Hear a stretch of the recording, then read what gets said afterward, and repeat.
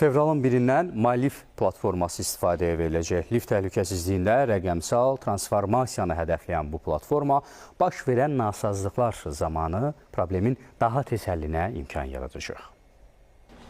Bura paytaxtın İzzət Nəbiyev küçəsidir. Ərazidəki yaşayış binaları son illər təmir olunsa da liftlər köhnədir. Müsahibim, bina sakini Aydın Mihrəliyev deyir ki, liftlərin əksəriyyəti köhnə olduğundan tez-tez xarab olur və uzun müddət işləmir.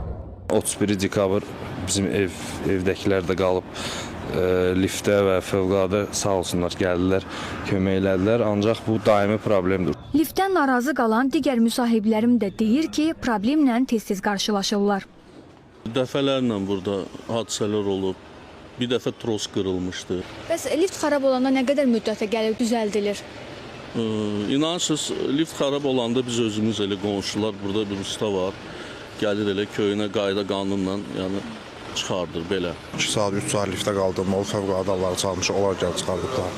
Bir dəqiqə bütün kimdən soruşsa hamı problem edəcək liftə, hamı problem yaşayır. İkinci mərtəbəyə qalxmaq üçün liftə minib düyməni bastıq. Amma nasaz lift ikinci deyil, 10-cu mərtəbəyə apardı.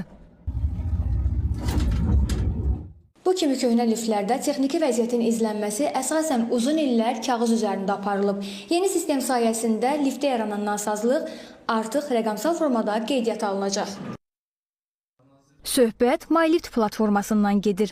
Yeni layihə vətəndaşların təhlükəsizliyinin təmin olunmasına xidmət edəcək. Layihənin icrasına fevralın 1-dən başlanılacaq. Azərbaycan Sənaye Təhlükəsizliyi Assosiasiyası və Fövqəladə Hallar Nazirliyinin tərəfdaşlığı ilə keçirilən tədbirdə bildirildi ki, platformadan NFC və QR tətbiqləri vasitəsilə istifadə olunacaq.